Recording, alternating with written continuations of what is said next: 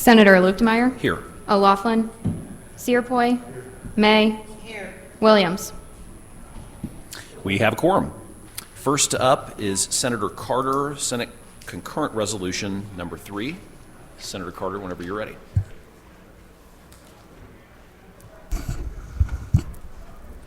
Oh, so sorry.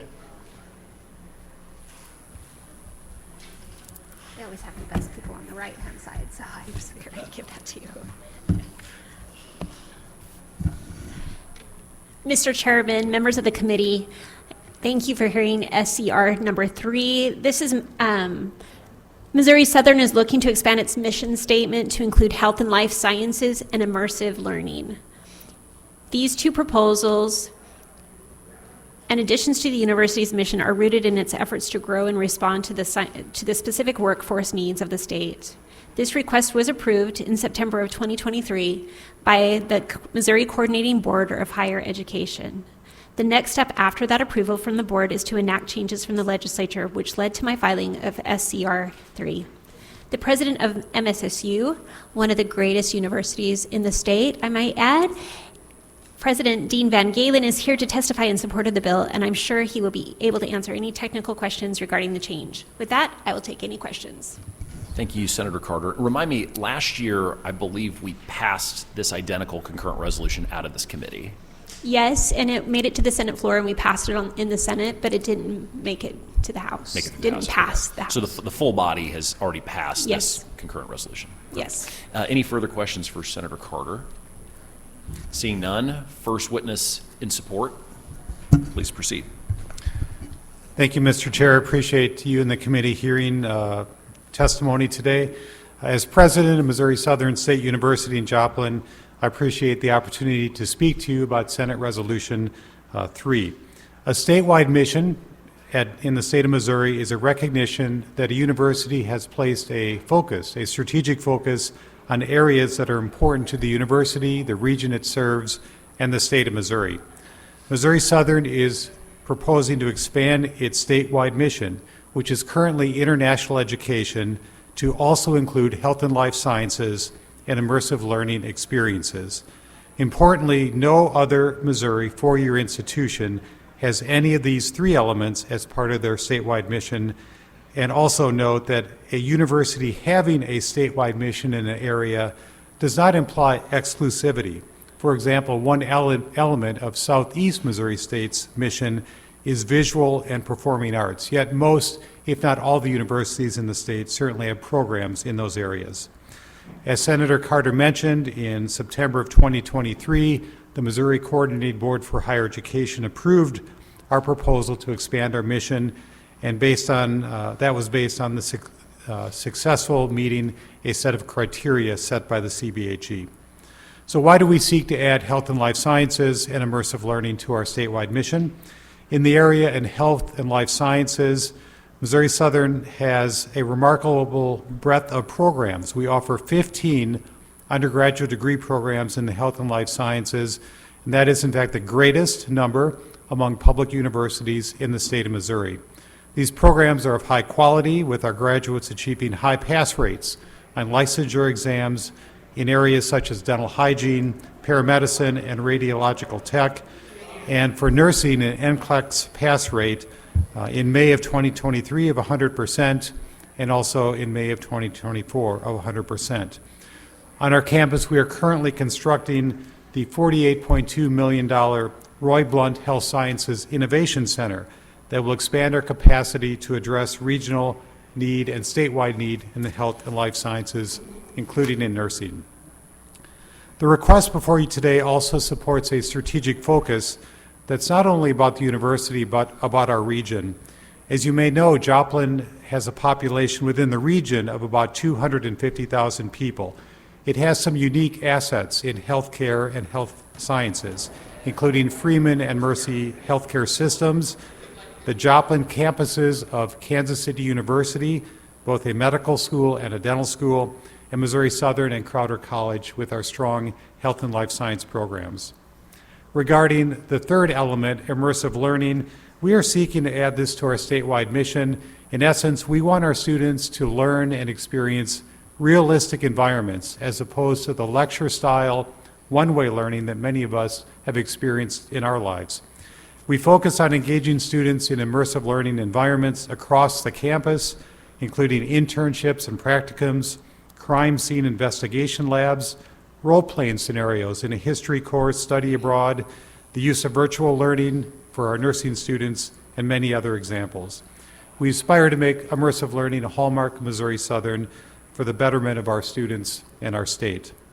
In closing, on behalf of Missouri Southern State University, I would appreciate the committee's positive consideration of Senate Concurrent Resolution number 3, and I'd be very happy to answer any questions that you might have. Thank you. Thank you for your testimony. Any questions for the witness? Senator Searpoy. Morning. I'm just looking at the fiscal note, and it shows no costs. So to get to this level, is there no cost associated with you going to adopting this That is position? correct. There's no fiscal impact of this action. You don't have to add anything to your campus, or No, we have been and will continue to, for example, to focus and build our health and life science programs. We are building a facility, the Health Science Innovation Center, which has been partially supported by the state as well as philanthropy and the city of Joplin and Jasper County. So no, we have the capacity and ability to continue to grow those programs and develop immersive learning experiences without new state funds. Right. Now, of course, we'll I understand. ask for projects along the way, but no, Thank you. there's no fiscal impact. Okay, thank you. Any further questions for the witness? Seeing none, thank you for your testimony. Thank you. I appreciate it. Any further witnesses in support of Senate Concurrent Resolution number 3? Further witnesses in support? Seeing none, are there any witnesses in opposition to Senate Concurrent Resolution number 3? Oh, yes, and if the last witness wouldn't mind, if you haven't done so already, please fill out a witness form. Looks like you've already done it. Seeing no witnesses in opposition, any witnesses for informational purposes only on Senate Concurrent Resolution number 3? Seeing none, Senator Carter, do you have any closing remarks? I just want to applaud the university for their forward thinking and their desire to expand their mission statement in order to serve the district and the state in a better fashion. So thank you so much for hearing this. Thank you, Senator. That will conclude the hearing on Senate Concurrent Resolution number 3. Next up, we're going to jointly hear Senate Concurrent Resolutions number 5 and 7, which are identical. Senators McCreery and Moon, whenever you're ready. Yes.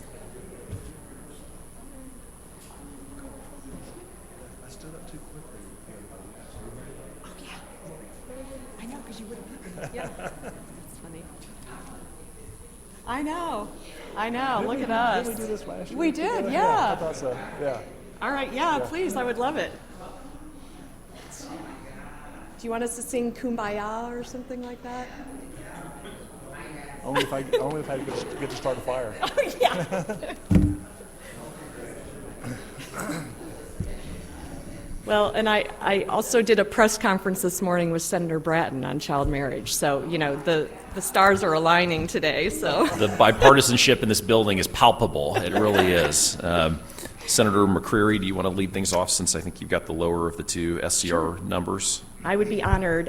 In all seriousness, thank you so much for hearing our resolutions this morning. It's a pleasure to be here. I'm Senator Tracy McCreery. I represent St. Louis County up and down I-270, basically. Senate Concurrent Resolution 5 is, it resolves that the Missouri General Assembly support the right of our constituents to know the origins of their food. So what that means in this resolution is we would like there to be country of origin labels. And I hope the General Assembly will help us urge Congress to reinstate mandatory country of origin labeling. A little bit of history. In 2008, our U.S. Congress overwhelmingly passed a mandatory country of origin labeling. And that was related to muscle cuts and ground meat that was sold at retail, and it required meat that was produced from imported livestock or imported boxed meat to bear a different label from meat that was actually produced in the United States, meaning when I say produced in the United States, born, raised, and slaughtered in the United States.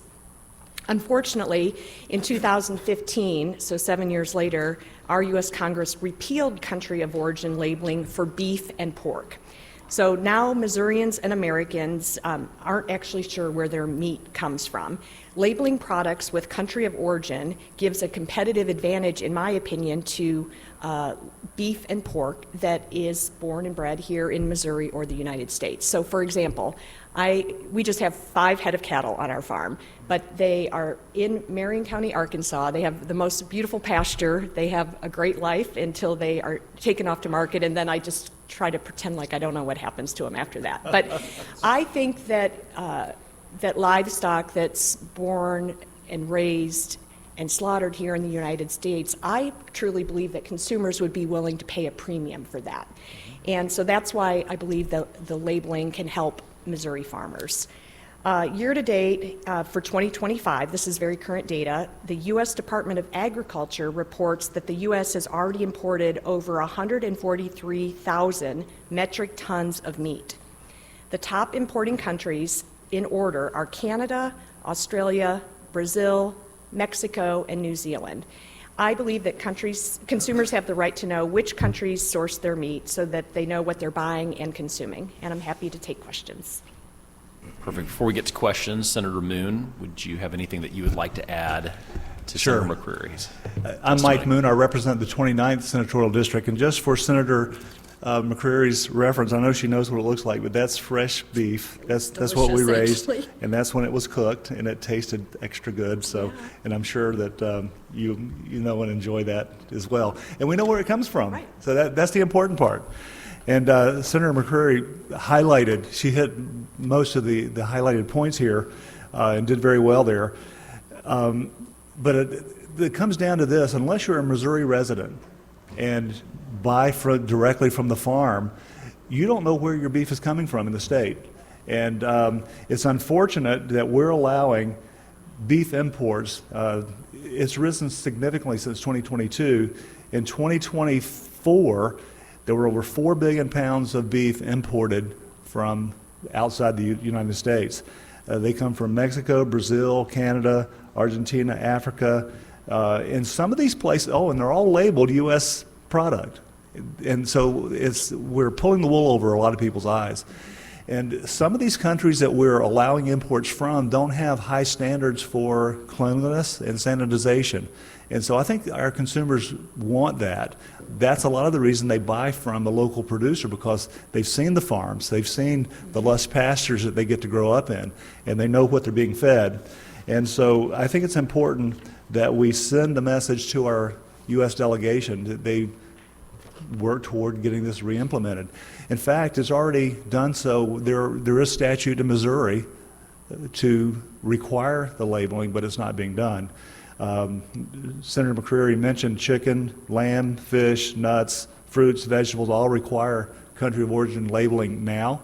So why not our meat and beef and pork? So that's essentially it. Let's send a message to D.C. to say that we want this to be done, and I think it's high time we do it. Any questions for the senators? Senator May. Yeah, and I think we should send it to the Congress, but I also think you should write a letter to our current president. Sounds good. Any questions or comments? Senator Searpoy. Thank you. First of all, on beef or pork, when we import it, is it grown, processed, butchered, and they just freeze it and ship it over and it's live animals? There are live coming in, and that's part of the problem too. The National Council on Beef, Cattlemen and Beef Association, as well as Missouri farmers. I'll give you an example here, so I'll try to come back around to the answer. When I take a live animal to an auction, there is what's called a beef checkoff. And so they take a buck, and they do some good things with it, research, education, things of that sort. But that goes to the Missouri cattlemen. Now, on the national level, they have the National Cattle Beef Association. They also get a beef checkoff, not just from U.S. beef that is sold, but from all these animals that come in from out of the country. They also get the checkoff dollar. And don't just suppose because they're getting billions of dollars here. Well, no, that's not billions. It would be close to it. They get lots of money. They don't want to give that up. And so they're fighting against us on this. They don't want the country of origin. Well, back to the labeling. import, though. So they bring live animals over, and they just Yeah. then feed them into the normal stream, and they're right next to American? Yeah. So there's no difference once they get into the, Right. it's just a big mix. Okay, and do you know why the Congress repealed that? I do not.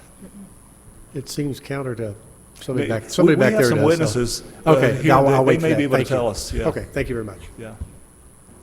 Any further questions for the senators? Seeing none, can I get a show of hands? How many witnesses in support we have? Okay, and then how many witnesses in opposition do we have? Okay. So what I'm going to ask is, just for the sake of efficiency, if each side could sort of pick a principal witness, and we'll give 5 minutes to the pro and the opposition side, and then every subsequent witness after the first witness, pro and against, will be limited to 2 minutes of testimony. So you figure that out among yourselves. We will, Senator. And Mr. Chairman, on the note of efficiency, since we have 2 chairs, if I could have our support witnesses come up doubly, and they can spend a little less time going back and forth, would that be okay if they come 2 at a time? I think that might be a little hectic Okay. with witnesses at the same All right. time. So we'll do 1 witness at a time, but I do appreciate the suggestion. So we're going to start off with the first witness in support of Senate concurrent resolutions number 5 and 7. And again, you'll be given 5 minutes, up to 5 minutes to present testimony.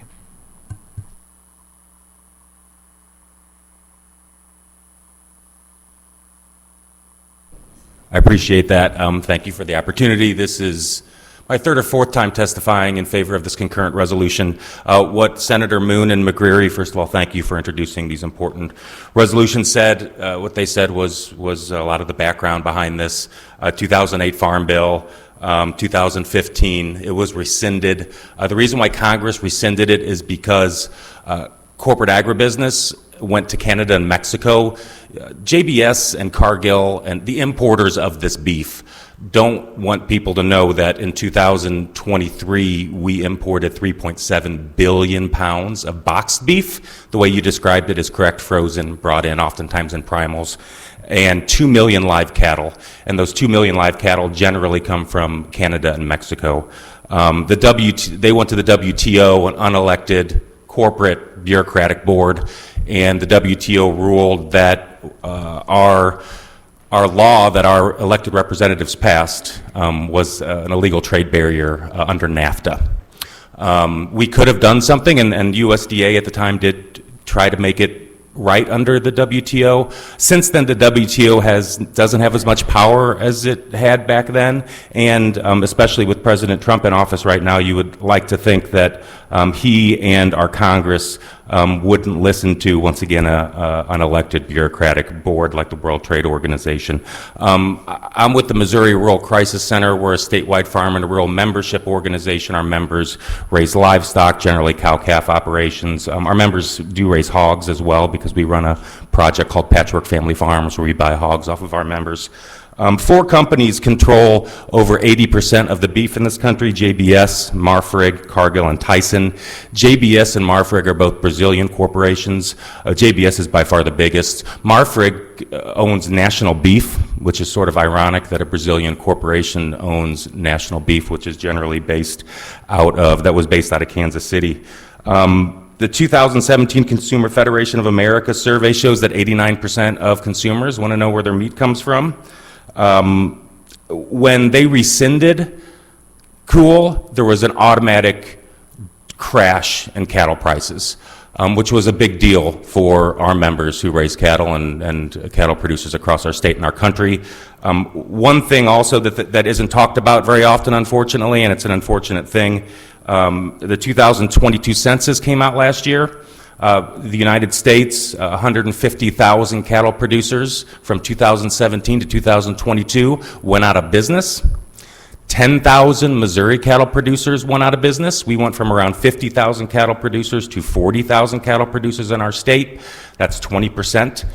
going out of business. And I fear that since 2023 isn't included in those census numbers, that even more went out of business because 2023 was a drought year and a high price year. Prices are generally high right now for cattle because of supply, domestic supply. But as we know, who I've been advocating for farmers for 20 years now, there's oftentimes small times of high prices and long times of low prices. We need to create a situation where not only consumers can choose U.S. beef and support U.S. cattle producers, but equally importantly, we need to create incentives for kids to come back to the farm and continue to raise cattle.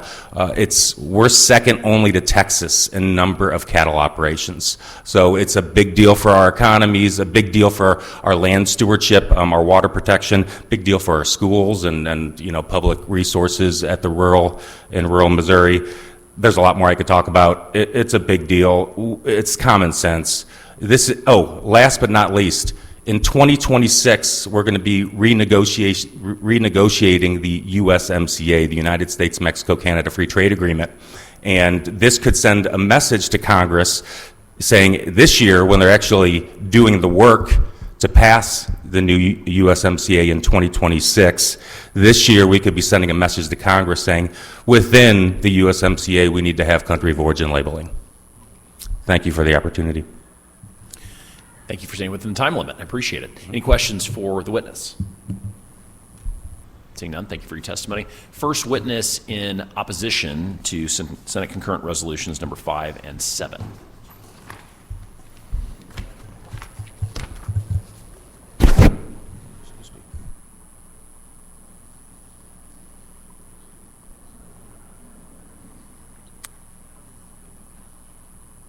Mr. Deering, welcome.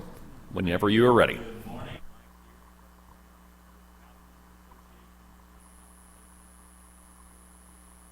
Okay. To speak in opposition of SCRs 5 and 7. So this is a very divisive issue within our industry. You'll hear from some cattle producers, good cattle producers on the other side of this, but I want to articulate why our association is in opposition to these. First off, let me be clear that we do support country of origin labeling, but we support voluntary industry-led labeling that provides actual financial benefits back to producers over a government mandate that has been a proven failure. Some of those voluntary programs that you might be familiar with would be like Certified Angus Beef, Ranchers Reserve, Lures Lean. There's hundreds of them, so they go on and on. So a little bit, you've heard some of the history, but I'll give you a different version of history, if you will. I was in Washington, D.C. working on this for many years before coming to Missouri. So the mandatory COOL passed as part of the 2002 Farm Bill. Implementation began in October of 2008. Enforcement began in March of 2009. As a result of concerns during the 2014 Farm Bill, the U.S. Congress forced the Obama administration's Office of the Chief Economist to conduct an economic analysis of COOL. To meet that directive, OCE partnered or contracted with Drs. Glenn Tonser and Ted Schroeder of Kansas State University and with Dr. Joe Parcell at our very own University of Missouri to conduct that analysis. The analysis showed that there was no, quote, no significant benefit to producers from COOL. That analysis also concluded that it cost our industry a whopping $8.07 billion with a B dollars, which undoubtedly hurt farm and ranch families. Subsequent to that economic analysis, livestock industry organizations, grassroots groups like ours and throughout the United States pushed for a full repeal. It was not corporate America, it was grassroots family farm organizations pushing for that repeal. On June 10th of 2015, the full U.S. House of Representatives voted by a bipartisan 300 to 113 vote to repeal. Every single member of the Missouri delegation voted to repeal, except Congressman Lacey Clay, who was absent. He didn't vote, but voted to repeal. The U.S. Senate on December 18th of 2015 followed suit with a bipartisan 65 to 31 vote. That very same day, the Obama administration acknowledged that this program was a failure and signed it into law. Now, we understand that we believe that this mandatory government-ran program was well-intentioned. I mean, no one can argue with the premise behind it, knowing where your food comes from. That makes all the sense in the world. But this was a failed experiment. We don't want to go back. It didn't work then, and we have absolutely no reason to believe that it would work now. So we believe that a voluntary industry-led program is the answer, not the federal government. The reason it didn't work is because the federal government. And we do not want it back in the hands of the government. And that's all I have to say there. You'll hear from other witnesses as well that may have some more information on the World Trade Organization and some of the retaliatory tariffs that our industry faced because of this as well. So with that, I'd be happy to take any questions and appreciate the opportunity to testify. Thank you, Mr. Deering. One question that I have is, so this labeling requirement as it existed before Congress rescinded it, if a cow were purchased in a foreign country initially, but it were raised and slaughtered in the U.S., that still would not say made in the U.S. See, that the program in and of itself, it didn't work for that reason too. So essentially, cattle could come from Mexico, come into Texas, spend a little bit of time here, and then get slaughtered, and then be stamped with USA under the old country of origin labeling law. That program was disingenuous from the very beginning. Okay. And as I understand it, what this SCR would ask Congress to do is to say, if at any point in time a cattle were born in, raised in, slaughtered in a foreign country, if everything wasn't U.S. from inception, it could not bear a U.S. label. Is that the way this would work? Essentially, and the problem with that too, so our organization opposes mandatory ID, and the groups who support mandatory country of origin labeling, we agree, also oppose mandatory ID. But the reason, I mean, if you support mandatory, cool, you need to support mandatory ID because you can't truly track those animals or know the origin of them without that. So you can't have one without the other. Senator May. So you spoke about the voluntary industry-led program works better.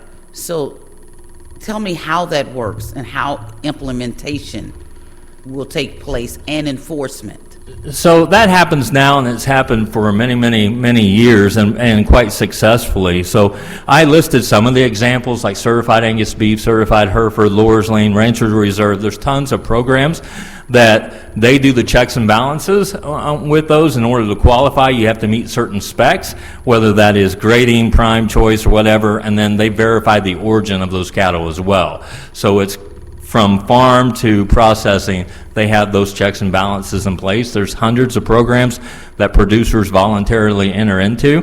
I mean, like you, when I pick up beef, I want to see the American flag on it. I want to know that it's USA, and those programs have a history of success, and we want to continue that without going back to a program that did not work and that cost our industry over $8 billion that just didn't provide any benefit to producers. So you said, I see that label that says certified Angus beef. But if it says certified Angus beef, so that means it doesn't really say where it comes from, or does it? It does. Okay, so it tells you it comes from Mexico, but it is certified Angus beef, and you're supposed to trust that Angus beef label. Is that what you're saying? There's more nuances to that, but essentially you got the gist of it, Senator. Okay, very good. Any further questions for Mr. Deering? Senator Sirpoy. You say that lost $8 billion. How did it lose $8 billion? So the economic analysis, which is 196 pages long, I'd be happy to share it, but it dove into the cost of implementation of the program. It dove into the retaliatory tariffs that Mexico and Canada put on all of our products because of this program. And the WTO ruled against us consistently and over again that our program was in violation of international laws, and that cost the industry a lot of money on the trade side, but just the implementation. And I know you can't bring props, but I really wanted to bring a package from back then of what that label looked like when we did have mandatory cool. You would have to have a magnifying glass to read product of the USA. It was not prominent on the package at all. But these voluntary programs, it's in bold, proud letters on the packages. So if they adopt a volunteer program and a cattle comes from Mexico, what would stop them? Is there enforcement? They can't say it's from America then? Who enforces that? Who would make that happen? On the current programs, they have their own protocols in place depending on which, Who's they, when you say they? whichever branded beef program it is. So whether it's the Hereford or whether it's Angus, whether it's Lohr's Lean, whatever program, they have their own industry-led protocols that their people who go into those programs have to meet. And so if I'm So they do the verification. If I'm a producer here in America and I don't have Angus, but I put Angus on my package, somebody comes and talks to me? If I'm a producer here and I have just crap cows and I butcher them and I put Angus on the package, who comes and tells me to stop doing that? If I'm selling to Costco or Safeway or somebody else, and I'm So putting, if you misrepresented the label, so you're not part of a program, you just do that on your own? Is that what? I just put it on my own. Yeah, there's a lot of people sell beef individually direct to consumers, and we support that, and we hope they're telling the truth, but there's no enforcement if they're not being honest. Okay, well, that's interesting. And just kind of throw me, because you represent the Missouri beef growers, right? Missouri Cattlemen's Association, and contrary to what was said, we have nothing, we don't collect any checkoff dollars or have anything to do with the Okay. checkoff. I just assumed that the beef growers in Missouri would support this pretty strongly. It kind of surprised me you're the other side of this. No, so whether it's Kentucky Cattlemen's or Missouri Cattlemen's, we're pretty united on this issue. You know, at the beginning, you'll hear from Missouri Farm Bureau and others too who oppose, but at the beginning, many of our organizations did support it. Farm Bureau did, American Farm Bureau, but it didn't work. It was a failed program largely because it was ran by the federal government. It simply didn't work, and it was a failed experiment, and we see no reason to go back to a program that was a complete and utter disaster. Okay, thank you, Senator. Seeing no further questions, Mr. Deering, thank you for your testimony. Thank you. Next witness in support, and please remember, further witnesses, we'd ask you to keep your testimony to 2 minutes.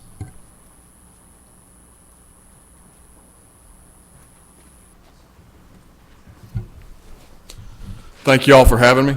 I'm Freddie Keaton. I am the president of the Independent Cattlemen of Missouri, and I'm a cattle producer here in Missouri as well.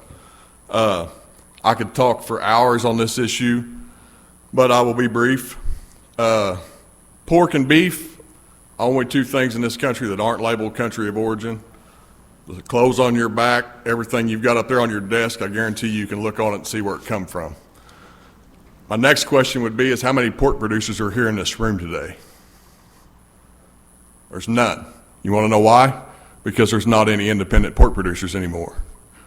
And you just heard some stats about how we're losing cattle producers yearly, about 17,000 a year across the country. We have to do something to retain this business, to get people to come back to this business and young people to be involved in it. We're seeing people lose every day and drop out and go out of business, right? Imports are a huge deal. I'll give you an example, and there's a lot of factors to this. Keep that in mind. Mexican border was shut down November 22nd. Live cattle imports. We've seen our feeder market go up $30, $40 a hundred since then. On a 6-weight calf, $30 a hundred, it's $180 a head. 100 head is $18,000. That goes back to that family to help them pay their bills, to distribute that through their community. So, big ag lobby, the meat lobby, have done a very good job of saying cool is a bad thing. But we can see evidence of it. When you shut down the Mexican border, what happens? Our market goes up. Brazil, in 17 days, the first 17 days of the year, met their quota for imports to the United States. They can still import, but they would be subject to tariffs after that. So for 348 more days, they could be tariffed. But they met their quota in 17 days. You think that doesn't suppress our domestic market? Guys are importing it. Imports are going up every year, every year, every year. USDA has implemented an ID policy. They want me to ID my cattle, but once they go through that kill plant, they don't have to be ID'd. Come on, use some common sense. Yeah. I'd ask you, so 2 minutes has expired. If you Okay. just wrap up your testimony, we'd appreciate it. Okay. Great. Thank you for your testimony. Senator Searpoy, since you're the only other member on the committee, do you have any questions for this witness? Please stick around so we can adjourn too, please. Thank you for your testimony. You bet. Yeah, I think it's... Next, Mr. witness Chairman, in and- opposition, Mr. Hemphill. Welcome. Thank you, Mr. Chairman. And Senator, my name is Brent Hemphill. I'm here on behalf of the Missouri Pork Association. I want to go on record opposed to this. Obviously, you can see the passion on both sides of this issue. I would just say Missouri pork is a highly integrated industry. We have relationships with Canada and New Mexico. It would be virtually impossible to do this without significant segregation of animals to comply with this. Obviously, I know you know about how the hog operation has worked. Yes, we've gotten bigger, primarily to some of the groups that have come up and testified to put CAFOs out of business and regulate them at the local level. That has just made it impossible for hog industry to flourish in this state. So yes, it has grown, just like any other ag industry, and somebody who is deeply involved in agricultural for history of generations in my family. It frustrates me that we want to try to get a government program to come in and do something that would have a disastrous impact. Whether you're a Trumper or not, I guarantee you the ag industry is on pins and needles to see what happens in retaliation to tariffs coming in, because guess what's going to happen? Those same countries are going to put tariffs on the ag community. And right now, the ag community is literally living hand to mouth because of the commodity prices. All I ask is this isn't the solution that we believe is the best way to go, because I guarantee you our fellow countries, because we lost at the World Trade Organization, they would apply tariffs to our hog industry. And for the most part, we don't import hogs into this country. We export them. We have hogs. We are the world's greatest producer of hogs in this country, or in the world. We export them. So naturally, when you have a program like this, it's going to be purely a downside if it goes forward. Try to answer any questions. Thank you. Any questions for Brent? Senator Searpoy. Do we import any row crops, corn, wheat, anything? I would say on a case-by-case basis for the most part, because as you know, I'm a crop farmer. Most of ours are exported. Right. We probably have some certain wheats that are based on pasta and flours that we don't. You know, we're a hard red winter country. I know they have soft red wheat. Do we have any prohibition against that, or is it just the markets and the just production that we market? have? Market prevails in the ag world. Okay. Until politics gets in, and we want to, we don't like the way a country runs their country, so we'll put tariffs in, and they suddenly have huge issues. Go ask Jimmy Carter what happened on the grain embargo with the Afghanistan issue. It just killed the wheat industry in this country, and only in this country. Thank you for your testimony. Further witnesses in opposition, in support. Further witnesses in support.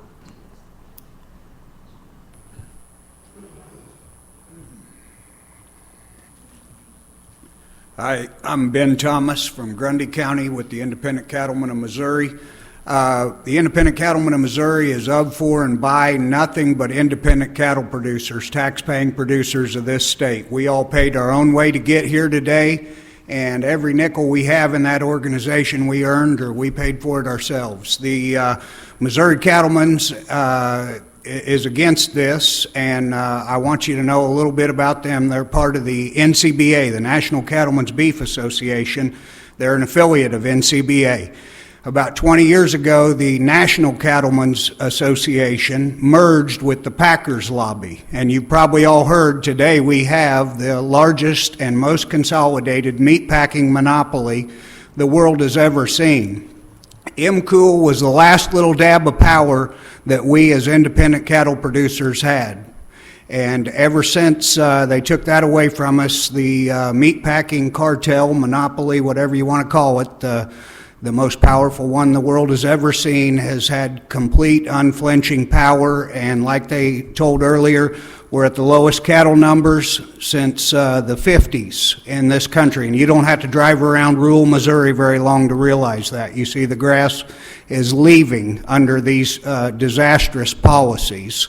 And the last 10 years, we've been fraudulently labeling these imports as a product of the USA. And I really think we ought to have a class action lawsuit for that practice. That is utter fraud to me. But I hope that common sense will prevail, and you guys will support the tax-paying independent cattlemen of this state by voting in favor of reinstating mandatory country of origin labeling. They talked about the beef checkoff. There's an OFF Act in Congress to get rid of that beef checkoff. That's like $80 million that largely goes to the NCBA and Farm Bureau. NCBA, I think, gets most of it. But while they're pretending to represent the entire complex, the beef packers that don't need any help, and then the independent cattle producers, and we are conflicting interests, competing interests. It's impossible to represent both. But I'd love to see if we have any overachievers here to support getting rid of that beef checkoff, too. Thank you for your testimony. Thank Any you. questions for the witness? Seeing none, thank you. For the witnesses that have come up, if you could please make sure you fill out a witness form if you have not already done so. We have copies of blank witness forms up at the table if you need them. Next witness in opposition.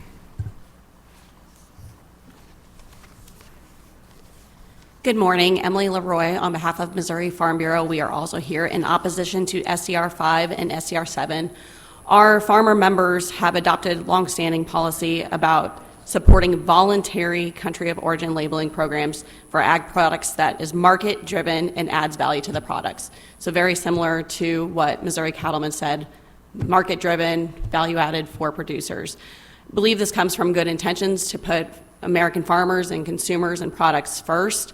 Unfortunately, history has not shown that to be the case, and that the cost of compliance were not offset by an increase in consumer demand.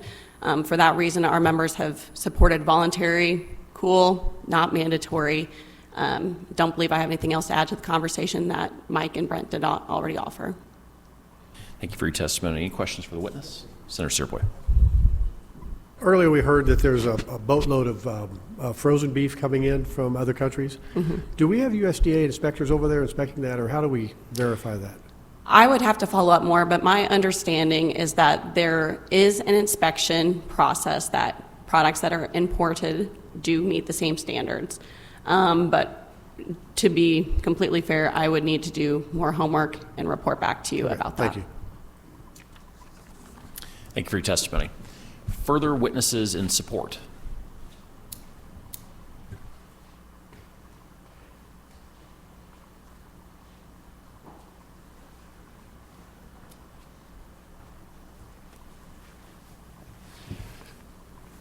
Thanks for hearing us today.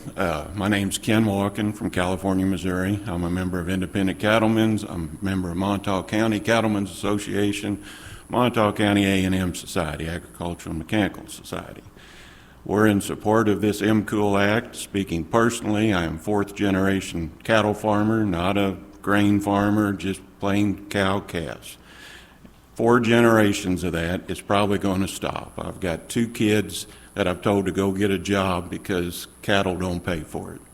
2014, when we had MCOOL, the calves we sold on the market were roughly $1,400 a head. 2015, when they repealed it, that was cut in half. It's been that way till the last few years because of market fluctuations and stuff. But what I'm here to say, we raise the best beef in the world. I don't think anybody will argue with that. The best. We have safety standards. We have stuff that all these foreign countries don't have. To put the same label on their beef as my beef is an insult. The little label that's in the back of your shirt that says made in China, when you buy your package of paper that says made in Missouri, made wherever, that little label that says USA beef should mean just exactly that. and that'll help the fifth generation maybe stay on the farm. There's no money in it unless you can cross it with raising crops. If you're unfortunate not to have crop ground, you're just out of business. 4 generations going on 5. World Trade Organization, we heard back in 2014, they threatened us with a fine, a fee. At the time, we had about 30 million cattle in the United States. They said that fine would be at 30 million, $1 a head. I'll trade $1 a head. I pay $1 check off on every calf that I sell now, and that calf gets sold 3 times in its lifetime. Why are we afraid to put USA label on USA products? You know, you're going to hear all this from the corporate. I'm as local as it gets, and it affects me.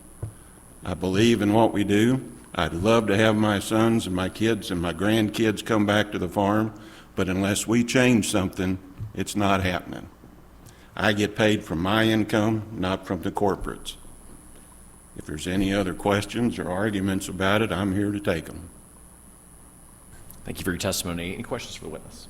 Seeing none, thank you for your testimony. Further witnesses in opposition?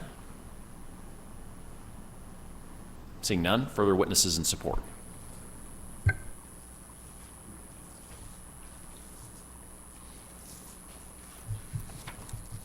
Good morning.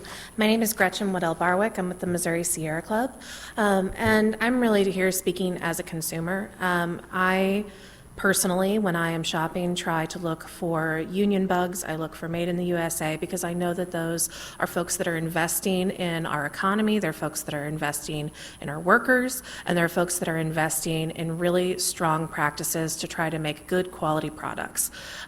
This just makes sense to make sure that we are not misleading consumers and supporting local farmers as much as possible, and that's incredibly important in this day and age. Thank you.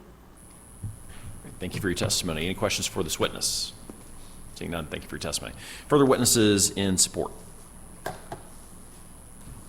Seeing none, any witnesses for informational purposes only? Seeing none, any concluding remarks from Senator McCreery or Moon? Okay. That will conclude the hearing on Senate concurrent resolutions number 5 and 7. No further business coming before the committee. I would make a motion to adjourn. It's been moved and seconded. We are adjourned.